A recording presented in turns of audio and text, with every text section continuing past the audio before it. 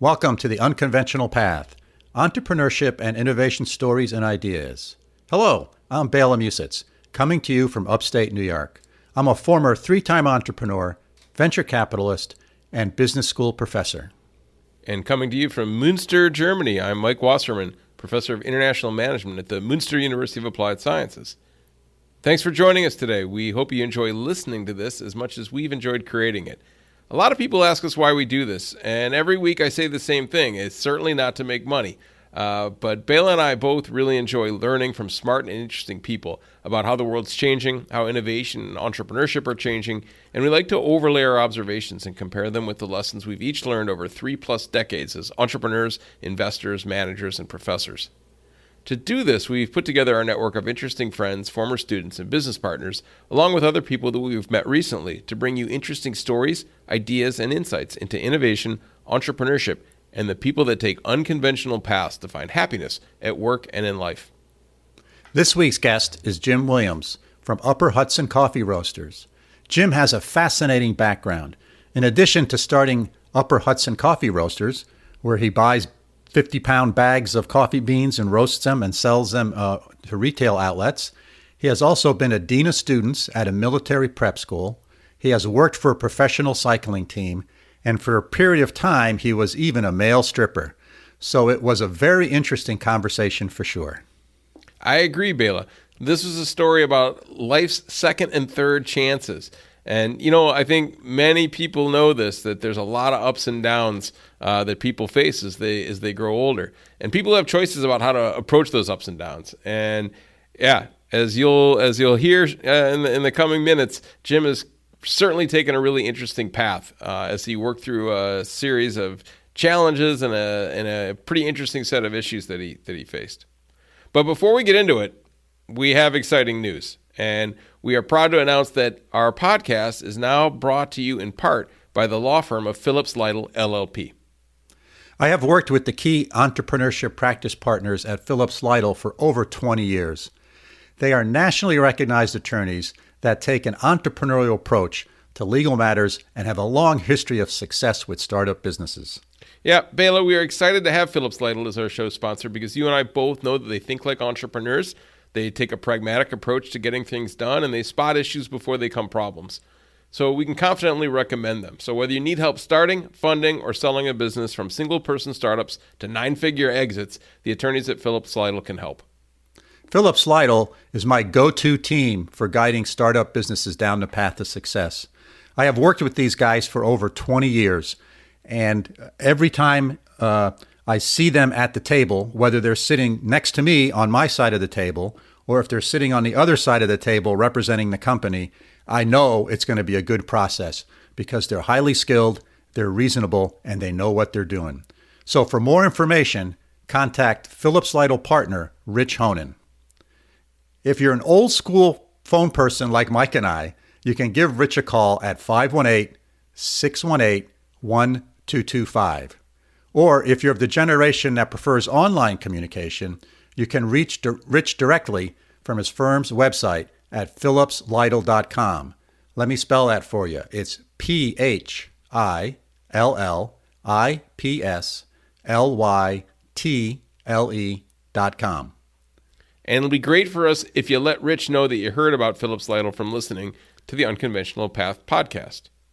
So it's an interesting story that we've got coming up with Jim Williams. Let's get right to it. Hello, folks. Today I'm here with Jim Williams, a really interesting person that I met through my adventures of being a ski patrolman at Gore Mountain. And I got to know him a little bit, and he has a really fascinating background that is, I think, the epitome of unconventional. So welcome to the show, Jim. Hey, glad to be here. Excellent. So, Jim, can you describe where we're at right now? Yeah, we're sitting in the middle of the Adirondacks State Park, 6 million acres of public and privately owned land, of which I actually own 3.25 of. Lifelong dream to build my own home, and I was able to accomplish that.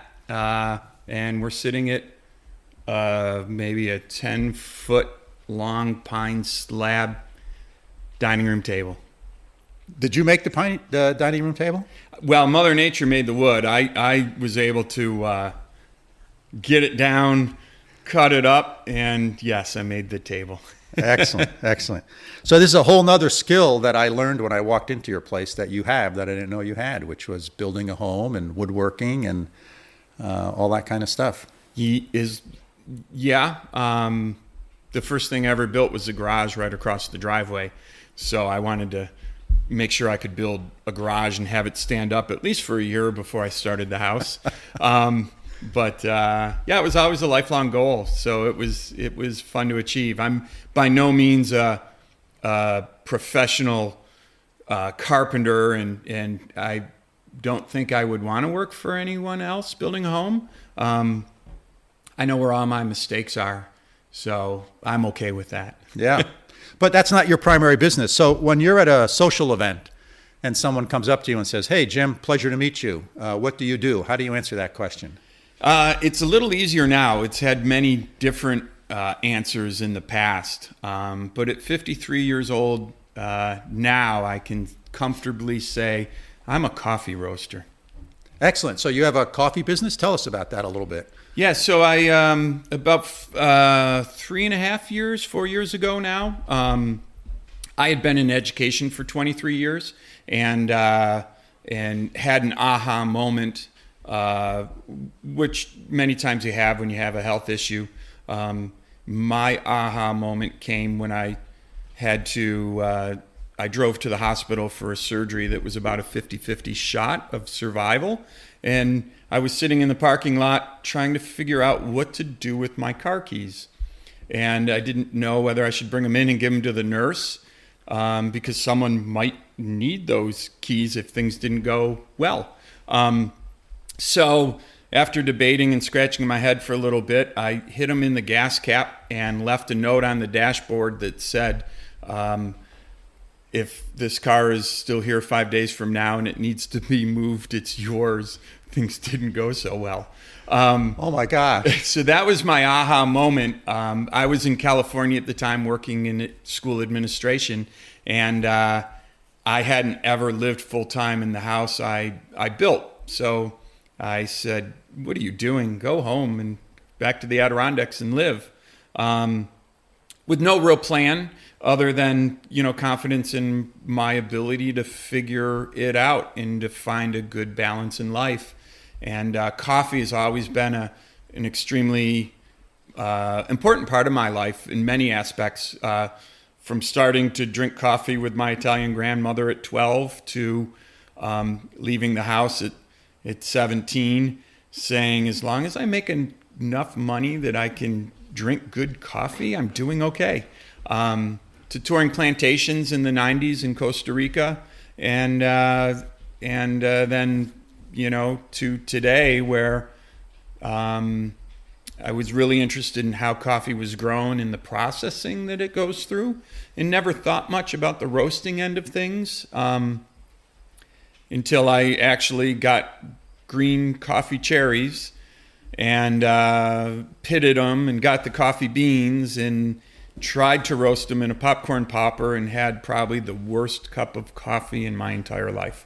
And of course, when I was in education, I taught science. So the scientist in me kicked in and said, "Well, I can do better than this," and continued to work and experiment. And I needed people to try my coffee, and I had willing drinkers and then willing purchasers, and said, "Well, maybe there's an opportunity here." And at the same time, when I came back, I had taken a job with a solar company. I was a 49, 50-year-old guy hauling solar panels up a roof, and I'm proud to say I was out working the young bucks because I was chemical free at work, and it was a temporary job that allowed me to then build my coffee business until that was able to sustain me. Yeah. So let's talk about the coffee business a little bit. So I think probably most people listen to the podcast drink coffee, but they have no idea of sort of where it comes from and what the process is to get it to inside the bag that I buy. So talk to us about that a little. Yeah, I mean, so much depends on there's coffee growing regions in the globe, and most of those are, very temperate climates. Coffee does better with cool nights, warm days. Shade grown is going to produce a better fruit. Soil quality is extremely important, as well as the variety of the bean. So, I use a Costa Rican coffee. I drank a lot and roasted a lot of bad beans before I got to finding the bean that I thought fit the flavor profile of people here in the Adirondacks. But coffee is a shrub that produces a cherry, and the cherry is red when it's ripe. It needs to be depulped. Sometimes the cherry has a hard shell on it, so it needs to be cracked. Other times it's just like a bran layer. So there's a lot of washing and processing that occurs on the field or in the home country, and then it's bagged up into burlap bags and shipped out to various locales. Mm-hmm. So you buy it in a burlap bag? Yeah, I get my beans come from the Tarrazú region of Costa Rica. It's all grown above 4,000 foot elevation in volcanic soil. And it comes from the beans that I get come from a cooperative. So for me, I looked at organic and I looked at free trade and really felt that was important for my brand.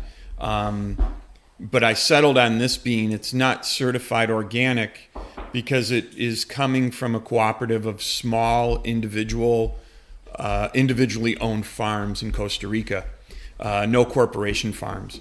So it would be cost prohibitive for each of those small farmers to be certified organic. But it is free trade, and the people are living on the land and caring for it. Oh, excellent. So we've had someone else join us here in the room. When you want to introduce our guest? Yeah, the guest that, and you'll hear maybe Hedgie squeak, and the bone chewed is my 1.5-year-old golden retriever, known as Bean, who is chewing on my hand at the moment. He has been decaffeinated, so I'm hoping he will soon calm down. Excellent. So once you get the beans here, I assume you get them shipped here to the Adirondacks? Yeah, they come on a container vessel into Continental Terminals in Newark, New Jersey, and then I get them freighted up here, and I still have a connection at Apex Solar, so they have a loading dock, so they'll get unloaded at Apex, transferred to a buddy who has a pickup truck, and I'm getting a shipment tonight. He'll come up and I'll cook him a dinner that is usually steak, Angus beef, something that I've traded with another vendor at the farmers markets for a bag of coffee. So it's a great little circle. So there is this nice barter element to your business. Absolutely, yeah. So cheese, fruits, vegetables, meats, it's endless. Pickles. There's so many people making so many great things out there at some of these farmers markets, and they are like me, living their life, their American dream, and selling great products. Yeah. So once you get the bag of beans, what happens next? So I get them. The biggest challenge for me is actually carrying the 150-pound bags up the stairs into my garage loft, which has been certified by New York Ag Markets as a food processing center. So I had to get licensed. And once they're up there, then I have a little small 5-pound roaster that I roast 5 pounds at a time, and I'm able to do about 4 roasts an hour. So I'm a real small roaster, and I have a computerized roaster that's got thermal couplings in it.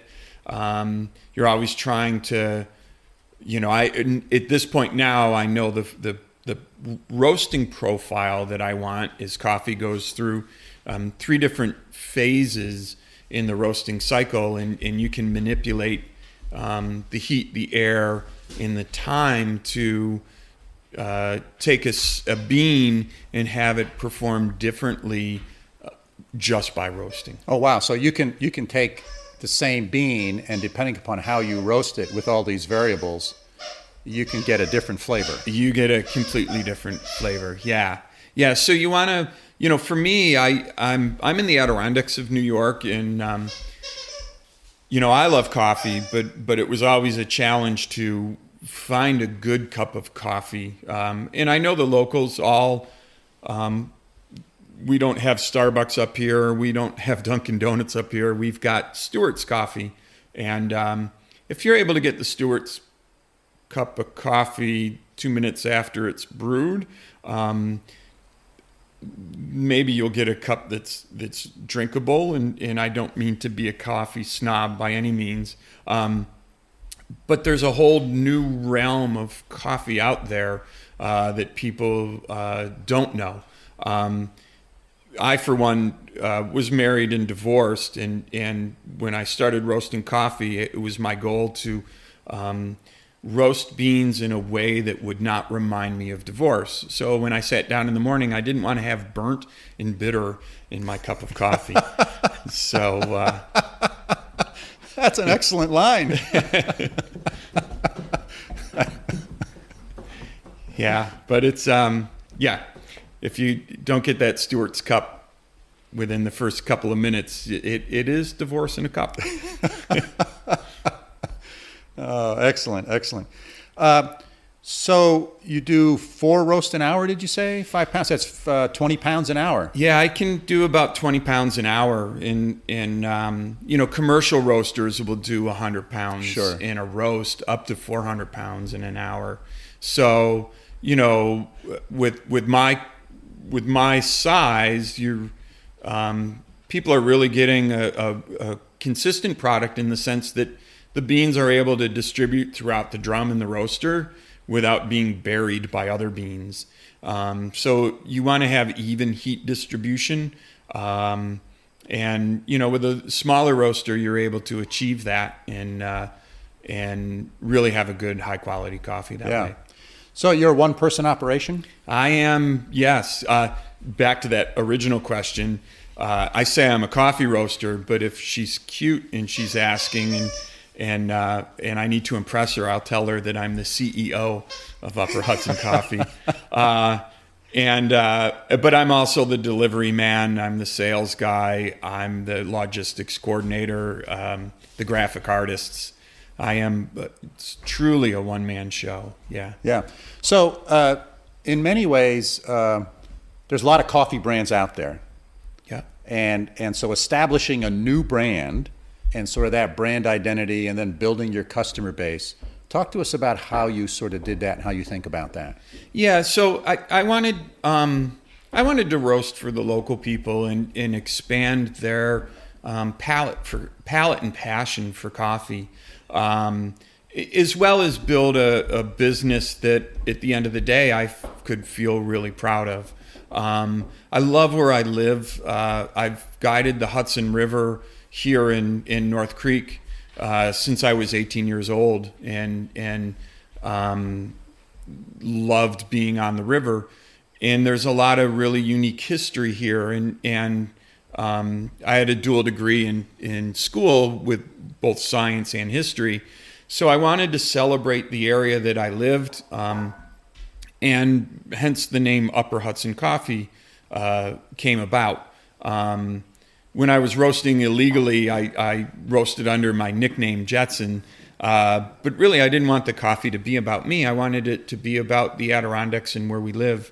So each blend has a person on the front of the bag connected through either history or an association with the river, both currently and historically. So my most popular roast is, of course, the Roosevelt blend, and that's for Teddy Roosevelt, who found out at the North Creek train station that he was actually president of the United States when McKinley was shot and subsequently got sepsis. He was up in the Adirondacks at the source of the Hudson River camping.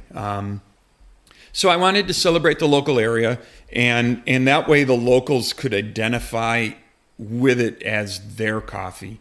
There was some strategic thought that went into it because geographically where we are, without question, we're on the Upper Hudson River, but the people in New York City consider Poughkeepsie the Upper Hudson River, and even though we're almost 150, 200 miles north of Poughkeepsie, so all along the Hudson River, people could identify with it as theirs.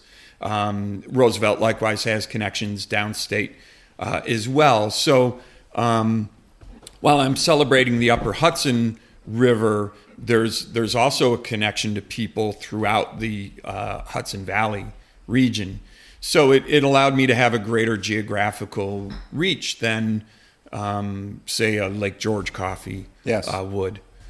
Yeah. So, I wanted to brew and make a coffee that people could expand their palate on and identify as their own. Likewise, we're also in a tourist area, and being in a tourist area, people want to bring a piece of the Adirondacks home with them, and a non-perishable bag of coffee works. And people that go visit other people bring a piece of the Adirondacks with them.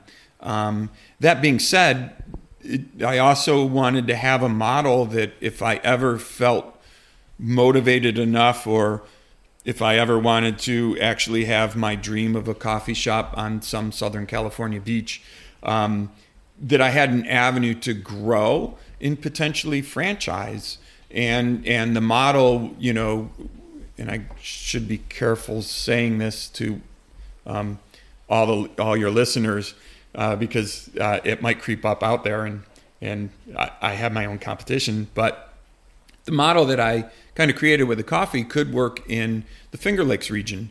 It could work in Santa Fe, New Mexico. It could work in just about any tourist town in America, where there are locals that identify with it and are proud of it, and tourists that come and want to take a piece of it home. Yeah, so it's I just thought of this, and I mean this in a good way. It's sort of like the T-shirt model, right? You can have T-shirts from Phoenix, Arizona that say, I was in Phoenix, but it gives you that identity with that geographic region. Absolutely. Yeah, and I thought of how I could franchise it, but those thoughts are definitely on the burner at this point. So, when you started, how did you think about distribution and sales? How did that process work for you? When I started, I just had a goal of, my first goal was, how many bags of coffee do I need to sell so that I don't have to go to this solar company warehouse every day? And I had a goal in mind, and quickly achieved that. And what I found out when I started to go around and talk to wholesalers, my goal was to have one country Adirondack store in each town to carry my coffee. I didn't want to saturate. I just wanted to be in every town. Mm-hmm. And then likewise supplement that with some of the more popular cafes or camps, I should say, because they're really not hotels, but lodges here that serve coffee, to have them carry it and serve it. So I ended up in a couple of different restaurants that are high quality, some great establishments that I wholesale to. And then likewise, I do 3 main farmers markets to extend my reach. And some of those are more tourist-based farmers markets. And the combination of them has worked out really well for me. Yeah. So if I'm listening to this and I want to get some Upper Hudson coffee, how do I do that? Well, And I'm not living in the Adirondacks. yeah. So Can I do that? Yeah, you can do that. And that was some of the idea of the farmers markets was we have a lot of people that come here and they're second homeowners and they vacation here. And of course they will drink my coffee, but then they go home and I have a little square store. I'm 53 again, so I'm not technologically advanced. But I do have Square and am able to process credit cards, and they have a feature where they will host a website without having to have a domain name and pay a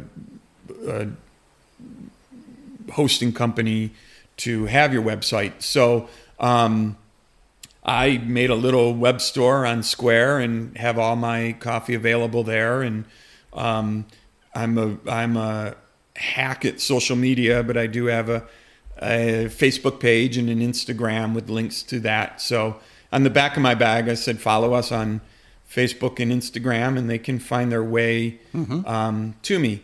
And again, I find that I sell more to a generation a little younger than I am. They're very nimble with technology, so they found me and can buy it online. But it's fun to ship to the Upper Peninsula of Michigan and into Vail, Colorado, and to Sanibel Island in Florida and San Diego, California, and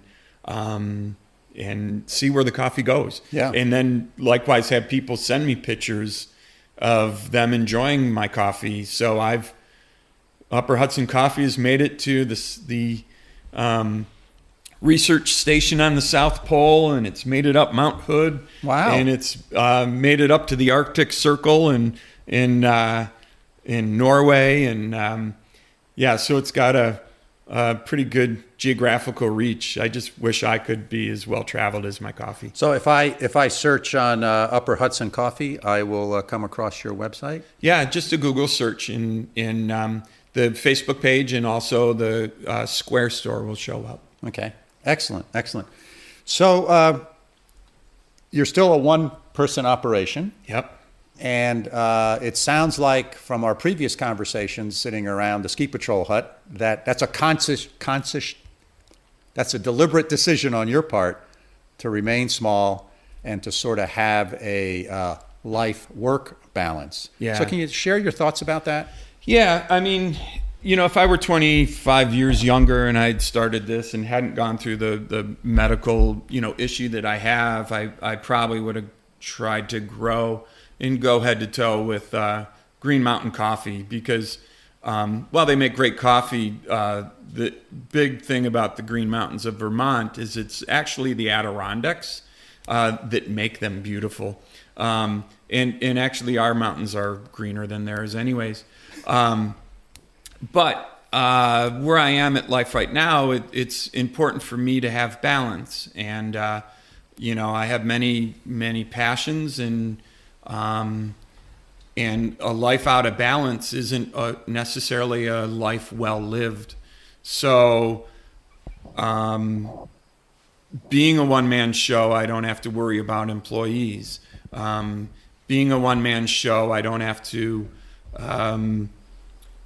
stress over the responsibility of not just employing somebody, but then you're really committed to their family and their life, and you invest in a lot of other people, and in many aspects that can take away from your own enjoyment. And I want to have a socially conscious company, and if it's only me right now that I'm socially conscious too, and my life is well balanced and I'm a happy employee, then that's really important.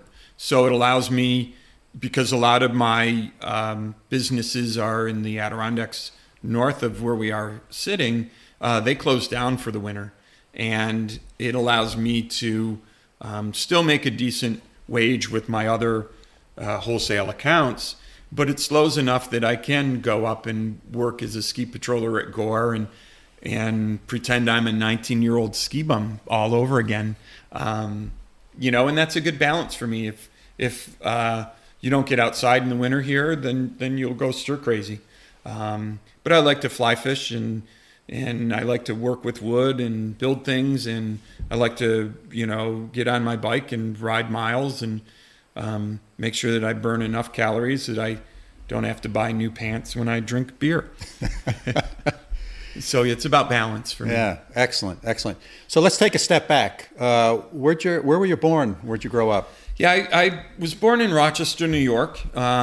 So in many aspects, I'm if you were to talk about fish in the Adirondacks, I'm what's called a rainbow trout. I've been here for a long time, but I wasn't actually born here. But you're widely accepted as being somewhat native. The brook trout, of course, is the native who was born here and always lived here. And the brown trout is a recent transplant to the Adirondack waters. So I was born in Rochester and grew up there, but knew at a very young age that the suburban lifestyle was not mine. I love my parents to death. I think they're wonderful people, but they provided me with an example of what I didn't want in life. Dad was middle management at Xerox. Mom worked for a tool and die company, and they all had big dreams and aspirations that they talked about and never really acted or they were left unfulfilled. So I knew at a young age that wasn't going to be me. I was going to follow my passions, and work for me always had to be something that I loved to do and that I was excited to wake up and go to. So I got out of Rochester at a relatively young age and actually went to high school in Lake Placid. So was a hockey player and played hockey at a pretty good school up there, so that's what brought me to the Adirondacks. Got it. Yeah, and we always vacationed up here as kids, so it was a part of our life from a young age. And did you go to college? I did, yeah. So I left Northwood Prep, where I was going to high school, as a junior, and this is before college placement, but I had to complete my freshman year of college in order to get my high school diploma. So sounds like a catch-22. It was, yeah. So I my first stint at college was at Nazareth College of Rochester, and it had just gone co-ed. So having been a hockey player, playing at Northwood with very few girls, I wanted to switch the dynamic a little bit. So it was an 8-to-1 ratio, girls to guys, and I went there and studied biochemistry. And I lasted my year, got my high school diploma, started my second year. In about October, I realized that I probably was going to take some time off. And by the middle of October, I was living in Killington. Told all my teachers I had a unique job experience in the travel industry, even though I was tuning skis at night, and told them I really valued their course and I would come back and be there for the final exam in December. So in a sense, I skipped class from mid-October until December and came back, and I gave myself a week to track down people that were in my class and get their notes and cram and study. And I told them I would keep up with the work, and I hadn't done anything. And I came back, and somehow I was able to pull a 3.2, I think, for that semester. Mm-hmm. And then I didn't go back to school for 5 years, not until I was 23, and was a raft guide in the summers, and started guiding here, and then would go to Maine in the summers and guide, and back to Killington, and live the life of a ski bum raft guide. Yeah. And so what happened after that? You went back to school? Yeah, I did. I mean, as all good stories go, met a girl. And she was a raft guide as well, soccer player. and she was from Maine, so she was spending fall semester in the University of Southern Maine, and it was time to go back to school. And at that point, I went back as a history major, and I was on the fast track then. 2.5 later, I graduated with a degree in both biology and history.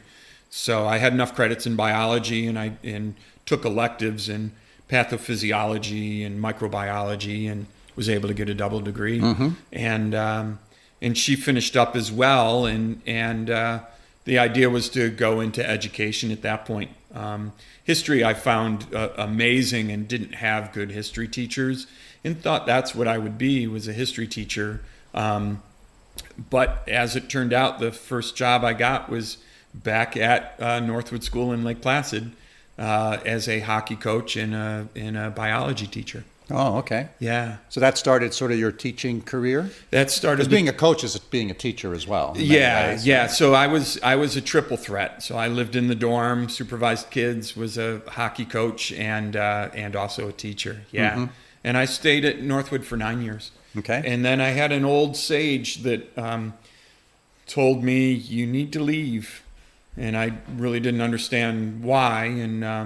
And he said, if you stay here, you'll be like me. You'll be 65 with no equity. And he goes, you need to leave, because then you can get a larger salary and you can build equity. And I took his advice, and I went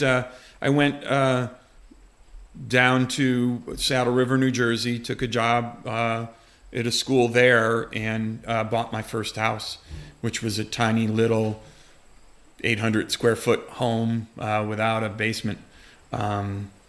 And gutted it and fixed it up, and then the housing market blew up, and I did really well, knowing that I was there just to be a little personal Robin Hood to myself.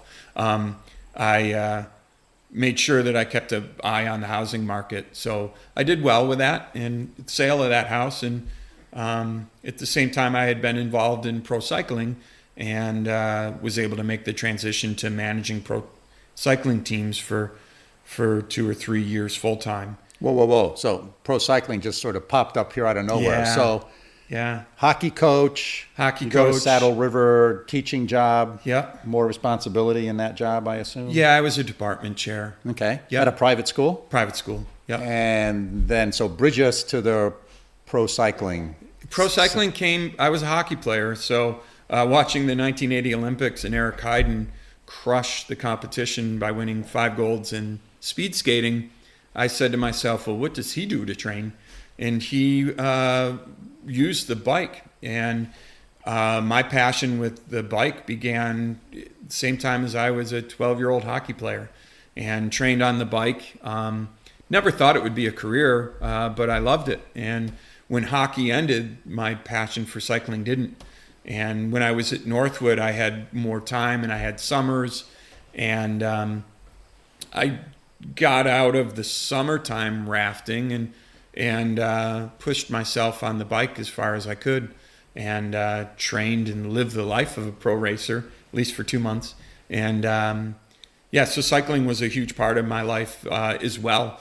Mostly as recreation and in racing, but and I progressed pretty well up the ladder of regional riders, but it got me in contact with managers and directors of teams, and eventually I was hired to work with a Canadian outfit, and I worked with them until one of their riders had an issue with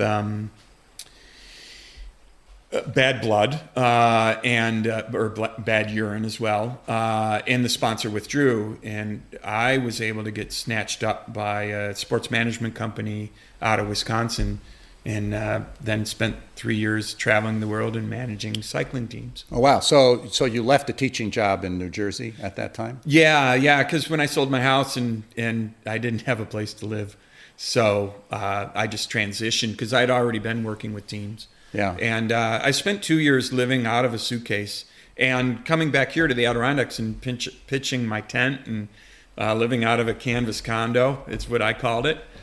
building the garage, which eventually turned into where I roast. Yeah. Yeah. And I left cycling. I had done 300 days a year on the road for 2 consecutive years, and I was pretty tired of travel at that point. I didn't want to go to Bermuda. I didn't want to go to Stuttgart, Germany for the World Championships, where actually Oktoberfest. Why didn't I go? Oktoberfest is. I just wanted to come back and spend time in my tent in the Adirondacks. Yeah. So I was able to get a job back up in Lake Placid at a second school there, which was National Sports Academy, and was able to teach exercise physiology there and became a dean of students. Oh, wow. Yeah. So you got into the fun job of being responsible for a whole bunch of students. Yeah, the discipline end of things. Yes. You make friends there and parents love you. Yeah, yeah. So let me ask you this question. Being a dean of students, certainly has a lot of responsibility. You get to interact with some students that you really enjoy, and you get to interact with some students that are a challenge. What did you learn from that experience? What I learned from it is you go in with everyone goes into their life with biases, and kids and students get the benefit of the doubt, and because they're young. But what I learned is that kids are no different than adults, and every kid, there is a key that you are responsible to finding in order to reach them so that you can make an impact on their life. And it's really no different with adults. So as you walk through your normal life, there's people that you make quick judgments about they're this or they're that, or because of your quick observation or interaction. In reality, you have no idea what's going on in their life, and if you take the time to figure out what's going on in their life, it explains a lot of their current behaviors. Yeah. So in dealing with people, that's important, and likewise, if there's anything I learned, it's just patience for people, talking to people, communicating with people, trying to communicate to them on their level, even if you're not smart enough to communicate on their level. Yeah. That reminds me of one of the few things I remember from elementary school was reading a book about Abraham Lincoln. Yep. Being a history guy, maybe you're aware of this. And the story goes something like he was on the floor of Congress talking to another congressman. This is before he was president. And one congressman said, gee, I think, pointed to somebody up on the floor and said, gee, that guy's a real jerk. And Abraham Lincoln said, yeah, I feel the same way. I think I need to get to know him better. Yes. Yeah. It's true. And some people will come to my table and they'll say that they're a coffee snob. And when you can talk to them and show an interest or show a passion, a lot of that snobbery disappears. Yeah. Yeah. So our third guest here, Bean the dog, has just torn apart and disintegrated one of his stuffed toys, I see. Yes, Hedgehog, Hedgie, as we call him, is no longer. No, he's been eviscerated, and his squeaker is now on the table and out of Bean's mouth. So is this a common theme with Bean? Hedgehogs, yes. They're his favorite by far, and he's nervous about us talking, so there's no rocks to play with here in the house. So I see. That's how he calms his nerves. This is how he calms his nerves. Yeah, all of Hedgehog's stuffing is now on the carpet. Oh, wow, great. So what else is there about you in this very interesting life that you led in this journey that I haven't asked you that we should talk about? I mean, there's some R-rated chapters for sure. that came up. That girl that I met that got me back to school. Eventually, we did get a divorce, and under not the best of circumstances. Not that there was animosity, but because of influences at the school that played a role, along with a head of school that didn't really do the right thing. So you guys both worked at the same place? Yeah, we worked together, and she struggled with alcoholism and got sobriety, and another teacher used her desire for alcohol to get her drinking again and had an affair with her. And the head of school didn't find out until a year later when I finally spilled the beans, because this member was a superior of both of ours. There was the potential grounds for sexual harassment, and as opposed to dealing with that individual in a moral and ethical way, he dealt with that individual in a way that really was to hide appearances. Yeah. And 2 weeks after he found out, we had a sexual harassment policy. So that kind of that definitely bothered me. So I wanted to have a conversation about morality with that head of school.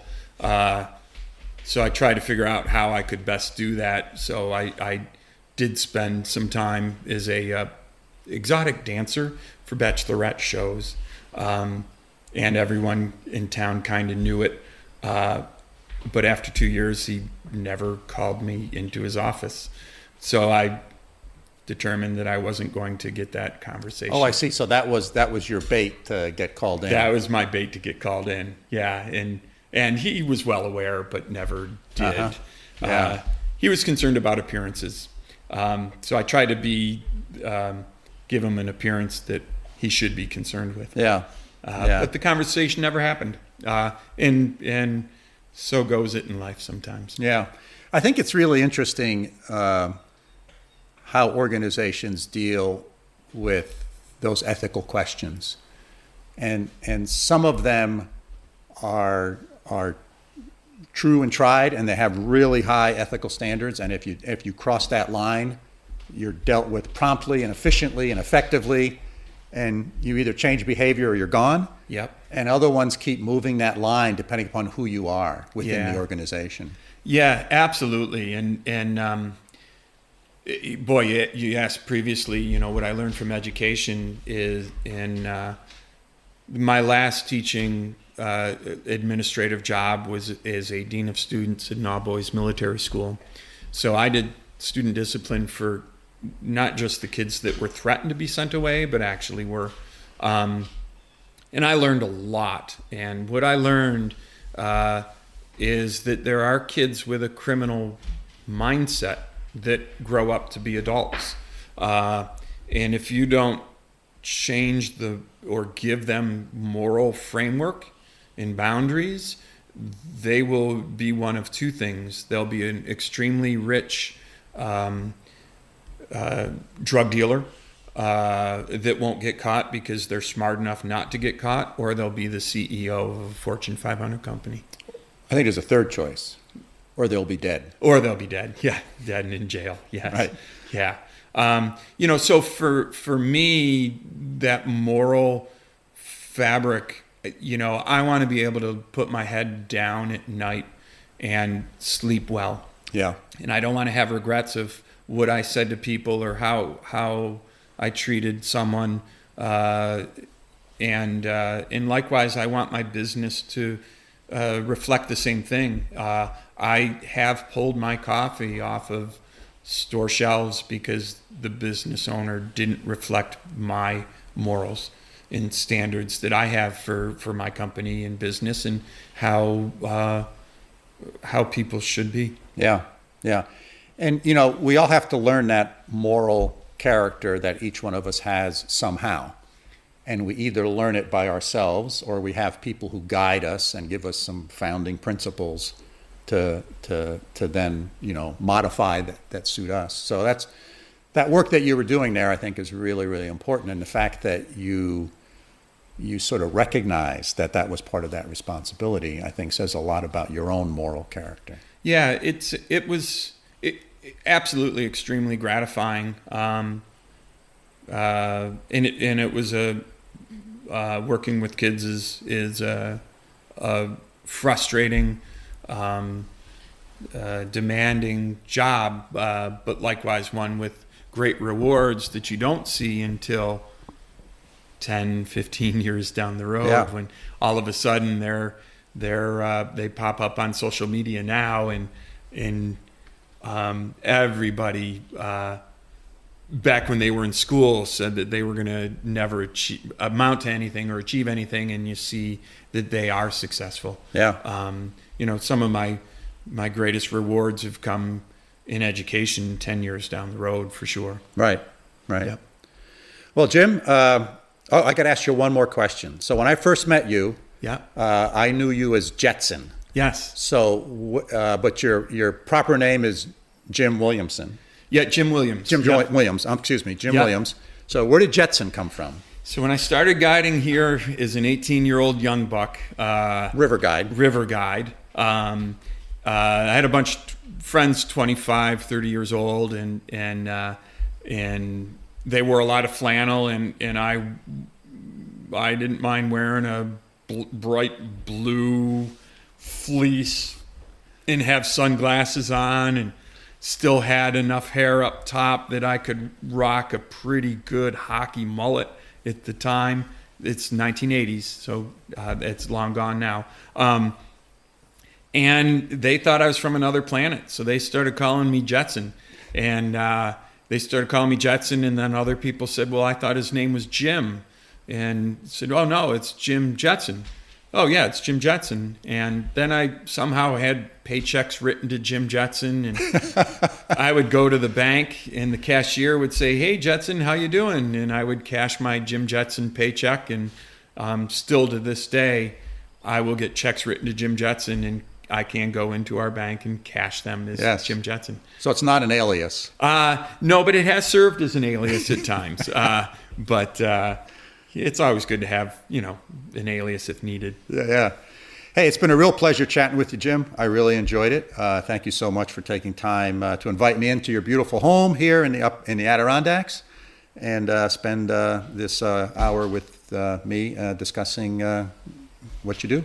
It's awesome, man. Thanks for having me. And as soon as we turn this off, we're going to go do some fly fishing. Perfect. Sounds good. Thanks, Jim.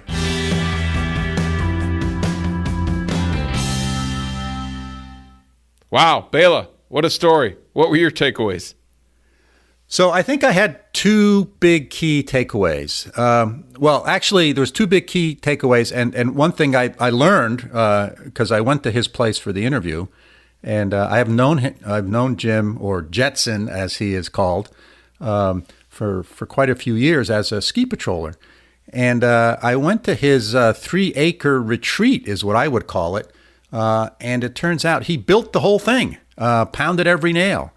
And it was just one of those amazing things where I was in awe of the amount of time and energy it all must have taken for him to do that. And I think the link here is that, he's had a couple challenges in his life. He had sort of a relationship that broke up in a not that nice a way. He clearly had some health issues that he shared with me, even in more detail, off the air, as they say. And, he talked about that sitting in the parking lot and leaving the note in his car because he wasn't sure that he was going to be able to get back in it some days later and drive it away when he was at the hospital. So I think what he did there is he took those challenging things in life and he channeled them into his business and his house, his abode. He channeled that energy. He didn't let it sort of derail his life, but he actually used it to help focus his life and make it into a better thing. So I just think that's sort of a great overall lesson in life, and sort of, to me, was a really great takeaway, and something, quite frankly, I didn't know about him at all. How about you, Mike? Yeah, I agree, Bela, that, a lot of people talk about entrepreneurship as something that's risk-taking, right, and stepping into the unknown. But a lot of people don't talk about the fact that entrepreneurship is about taking control over your own life, of being your own boss, like you said, right, of having some control over when all this uncertainty was going on in his world, that his home was something he built with his own hands, and his business, his livelihood, was something that he could create with his own kind of moral compass, and with his interest in how customer service should be and things like this, and with the agricultural product, the coffee itself, coming from a cooperative that he believed in, and that he had an interest in making sure that they were also having value created for them. So, I think it's this really interesting look at entrepreneurship that, we've had several guests, over the last year or so, that have had little parts of this, but in one big package here, Jim's a guy that used entrepreneurship, I think, as a way to take control of his life and his livelihood in a positive way that creates value and benefit for others around him, his suppliers, his community, his customers. So I think it was a really interesting story in that sense, and a really great example of this idea of why being an entrepreneur can really be a life-changing experience, and why people fail and keep trying again, right? There's something to it. And so this was kind of an interesting iteration of that.